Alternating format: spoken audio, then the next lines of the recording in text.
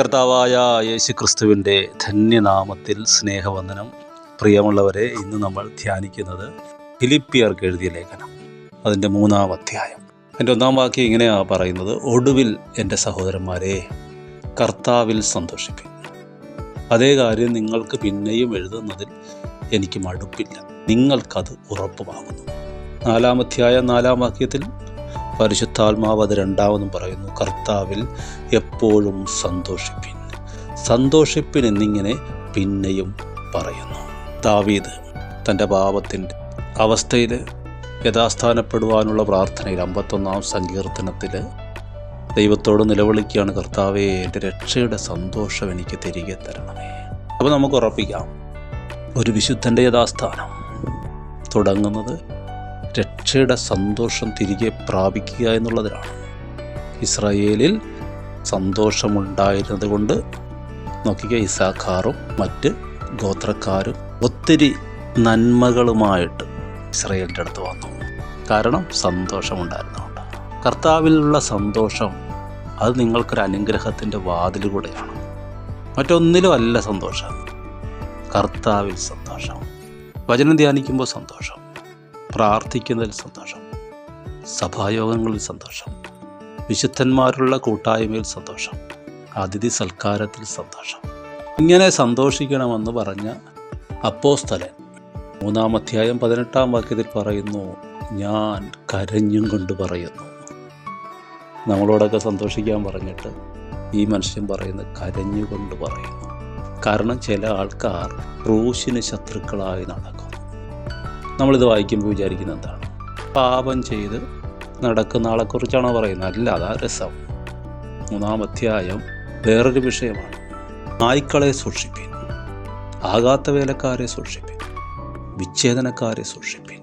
നാമല്ലോ പരിച്ഛേദനക്കാർ, ദൈവത്തിൻ്റെ ആത്മാവ് കൊണ്ട് ആരാധിക്കുകയും ക്രിസ്തുവേശുവിൽ പ്രശംസിക്കുകയും ജഡത്തിൽ ആശ്രയിക്കാതിരിക്കുകയും ചെയ്യുന്ന നാം തന്നെ.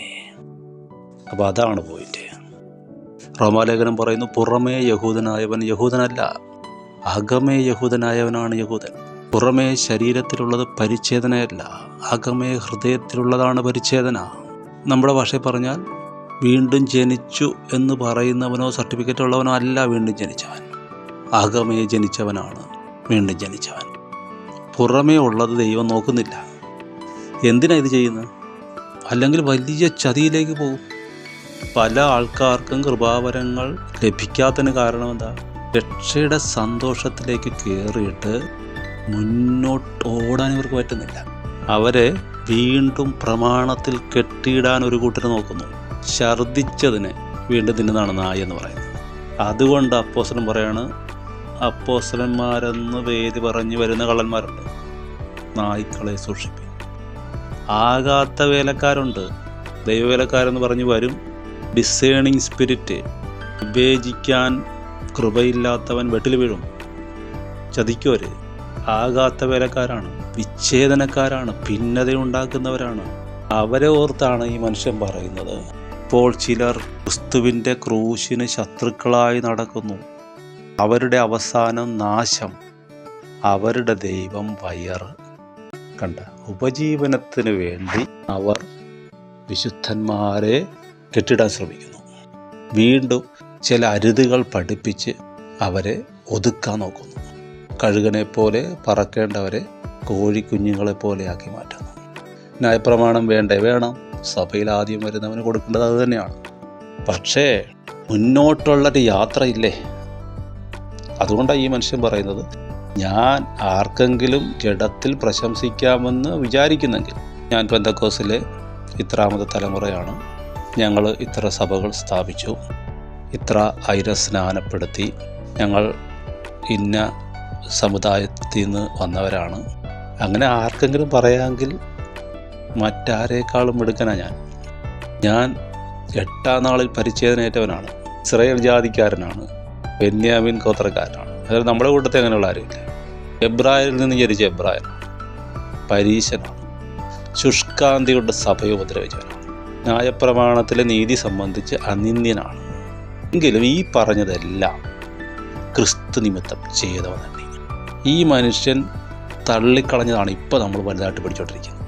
ഈ മനുഷ്യൻ പറയുകയാണ്, വിശ്വസിക്കുന്നവർക്ക് ദൈവം നൽകുന്ന നീതി തന്നെ ലഭിച്ച് അവനിലിരിക്കേണ്ടതിനും അവൻ്റെ മരണത്തോട് അനുരൂപപ്പെട്ടിട്ട് അവനെയും അവൻ്റെ പുനരുത്ഥാനത്തിൻ്റെ ശക്തിയെയും കഷ്ടാനുഭവങ്ങളുടെ കൂട്ടായ്മയെയും അനുഭവിച്ചറിയേണ്ടതിനും വല്ല വിധേനയും മരിച്ചവരുടെ ഇടയിൽ നിന്നുള്ള പുനരുത്ഥാനം പ്രാപിക്കണമെന്ന് വെച്ച് ഞാൻ ഈ പറഞ്ഞെല്ലാം ചവറന്നെണ്ണി ക്രിസ്തുയേശുവിനാൽ പിടിക്കപ്പെട്ടിരിക്കുന്നത് കൊണ്ട് ഞാൻ പിമ്പിലുള്ളതിനെ മറന്നു മുമ്പിലുള്ളതിന് ആഞ്ഞും കൊണ്ട് ലാക്കിലേക്ക് ഓടുന്നു. ആ വാക്ക് ശ്രദ്ധിച്ചോ? വല്ല വിധേനയും. പത്രോസ് പറഞ്ഞ് ശ്രദ്ധിച്ചില്ലേ? നിങ്ങളുടെ വിളിയും തിരഞ്ഞെടുപ്പും ഉറപ്പാക്കുവാൻ അധികം ശ്രമിപ്പിൻ. ഇങ്ങനെ ചെയ്താൽ നിങ്ങൾ ഒരു നാളും ഇടറിപ്പോകാതെ നമ്മുടെ കർത്താവും രക്ഷിതാവുമായ യേശുക്രിസ്തുവിൻ്റെ നിത്യരാജ്യത്വത്തിലേക്കുള്ള പ്രവേശനം ധാരാളമായി പ്രാപിക്കും. അതൊരു കോൺട്രഡിക്ഷൻ അല്ലേ? ഒരപ്പോസ്തലൻ പറയുന്നു വല്ല വിധേനയും, മറ്റേ ആൾ പറയുന്നു ധാരാളമായി. അപ്പോൾ ഇത് രണ്ടും രണ്ടല്ലേ? ഇദ്ദേഹം പറയുന്നു ഞാൻ ക്രിസ്തുവിനെ നേടണം. എപ്പോൾ? ഈ ജീവനോട്ടിരിക്കുന്ന സമയത്ത്. ന്യായപ്രമാണത്തിൽ നിന്നുള്ള എൻ്റെ സ്വന്തം നീതിയല്ല, യേശു ക്രിസ്തുവിൽ വിശ്വസിക്കുന്ന കൊണ്ട് ദൈവം എനിക്ക് തരുന്ന നീതി. മൗസിലേക്ക് പോയിട്ട് കർത്താവിനെ കണ്ടിട്ട് കർത്താവിൻ്റെ സ്വരം കേട്ടിട്ട് അകത്ത് തീപിടിച്ച ഹൃദയവുമായി ഓടിപ്പാഞ്ഞ് യെരുശലേമിലേക്ക് മടങ്ങി വന്നവൻ, അവനോട് ചോദിച്ചാൽ അവൻ പറയും, എന്താണ് കർത്താവ് തരുന്ന നീതി? എന്താണ് കർത്താവിലുള്ള സന്തോഷം? അപ്പം ഈ മനുഷ്യൻ പറയുന്നു, അവനിരിക്കേണ്ടതിനും അവൻ തരുന്ന നീതി പ്രാപിക്കേണ്ടതിനും അവൻ്റെ മരണത്തോട് അനുരൂപപ്പെട്ടിട്ട്. അപ്പോൾ ഈ മനുഷ്യൻ സ്നാനപ്പെട്ടപ്പോൾ ഇദ്ദേഹം ഇത് മനസ്സിലാക്കി, ഞാൻ അവൻ്റെ മരണത്തോട് അനുരൂപപ്പെട്ടു. അവൻ്റെ പുനരുത്ഥാനത്തിൻ്റെ ശക്തി പരിശുദ്ധാത്മാവിനെ പ്രാപിച്ചപ്പോൾ ഇദ്ദേഹം മനസ്സിലാക്കി. അടുത്തത് അവൻ്റെ കഷ്ടാനുഭവങ്ങളുടെ കൂട്ടായ്മ അനുഭവിച്ചറിയണം. കഷ്ടാനുഭവങ്ങളുടെ കൂട്ടായ്മ ഇദ്ദേഹം അനുഭവിച്ചറിയണോ? സഭാജീവിതം, ദൈവജനത്തോടുകൂടി കഷ്ടമനുഭവിക്കുന്നത് ഇസ്രായേലിലെ സമ്പത്തുകളേക്കാൾ നല്ലതെന്ന് കണ്ടിട്ട് ഒരുത്തൻ വിശ്വാസത്താൽ ഇറങ്ങിത്തിരിച്ചു മോശെ. പ്രിയപ്പെട്ടവരെ, സ്നാനപ്പെടുക, അഭിഷേകം പ്രാപിക്കുക, നമ്മുടെ ഭാര്യയും മക്കളെ നോക്കുക, ആഴ്ചയൊരിക്കൽ സഭായോഗത്തിന് പോകും. കുറേ പേരൊക്കെ ശുശ്രൂഷ പ്രാപിച്ചു അവരുടെ ശുശ്രൂഷ അനുഭവിച്ച് ജീവിക്കുക. ഇതിനല്ല കർത്താവ് വിളിച്ചത്. മുന്നോട്ട് പോകണം, മുന്നോട്ട് പോകണം. എവിടം വരെ പോകണം? ക്രിസ്തുവിനെ നേടേണ്ടതിന്. ക്രിസ്തു നിങ്ങളിൽ വരട്ടെ. അപ്പോൾ ഞങ്ങളിൽ ക്രിസ്തുവില്ലേ? ഉണ്ട്. ക്രിസ്തു നിങ്ങളിലുണ്ടെങ്കിൽ ശരീരം പാപനിമിത്തം മൃതമെങ്കിലും ആത്മാവ് നീതി നിമിത്തം ജീവനുള്ളതായിരിക്കും. ശരിയാണ്. അടുത്തതോ? ക്രിസ്തുവിൻ്റെ ആത്മാവ് നിങ്ങളിലുണ്ടെങ്കിലോ? നിങ്ങൾ വസിക്കുന്ന തൻ്റെ ആത്മാവിനെ കൊണ്ടെങ്കിൽ അവൻ നിങ്ങളുടെ മർത്യ ശരീരങ്ങളെയും ജീവിപ്പിക്കും. ഈ ചത്ത ലോകത്തിൽ നമ്മൾ കാണുന്നില്ലേ ചുറ്റും നടക്കുന്ന അതിക്രമങ്ങളും കൊള്ളയും കൊള്ളിവയ്പ്പും തിന്മകളും. അപ്പോൾ നമ്മൾ പറയുമോ നമ്മളൊക്കെ അവരെക്കാൾ ഭേദം? അല്ല, അവരിത് അറിയുന്നില്ലല്ലോ, ഇങ്ങനൊരു കാര്യം അറിയുന്നില്ല. അവർ ശരിക്കും പറയുന്ന ശിശുക്കളല്ലേ, അവർക്ക് ഇങ്ങനെയുള്ള കാര്യങ്ങളെ അറിയില്ല. പരിശുദ്ധാത്മാവ് ഉണ്ടെന്ന് പോലും അവർക്കറിയില്ല, ഇങ്ങനൊരു ജീവിതം ഉണ്ടെന്ന് അവർക്കറിയില്ല. ഇത് തെളിയിച്ചു കൊടുക്കാനാണ് കർത്താവിൻ്റെ ശിഷ്യന്മാർ. സ്നാനപ്പെട്ടവൻ, പരിശുദ്ധാത്മാവിനെ പ്രാപിച്ചവൻ മുന്നോട്ട് പോകണം. നിനക്കൊത്തിരി യാത്ര ചെയ്യാനുണ്ട്. ഏലിയാവിനോട് ദൂതൻ പറഞ്ഞു, നിനക്ക് ഇനിയും ഒത്തിരി മുന്നോട്ട് പോകാനുണ്ട്. ഹല്ലേലൂയ.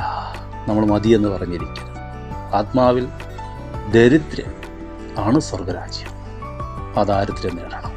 എനിക്കിനിയും മുന്നോട്ട് പോകണം. ഇനിയും എനിക്ക് സ്വന്തം ശക്തിയാണല്ല, എന്നെ വലിക്കുക, നാം ഓടിപ്പോകാം എന്ന് പറയുന്നത് പോലെ അവൻ നമ്മളെ വലിക്കട്ടെ. അവൻ്റെ വലിക്കനുസരിച്ച് മുന്നോട്ട് ഓടുക. യേശുവിൻ്റെ നാമത്തിൽ ഞാൻ അനുഗ്രഹിക്കപ്പെട്ട ഒരു ക്രിസ്തീയ ജീവിതം നയിക്കുവാൻ, അനേകർക്ക് അനുഗ്രഹമായി തീരുവാൻ, കൃപാവരങ്ങളിൽ ജ്വലിച്ച് ആത്മശക്തി സാഹചര്യങ്ങളെ വാഴുന്നവരായി, അനേകർക്ക് ഡെലിവറൻസ് കൊടുക്കുന്നവരായി ദൈവം നിങ്ങളെ മാറ്റട്ടെ. അനുഗ്രഹിക്കുന്നു. ആമേൻ.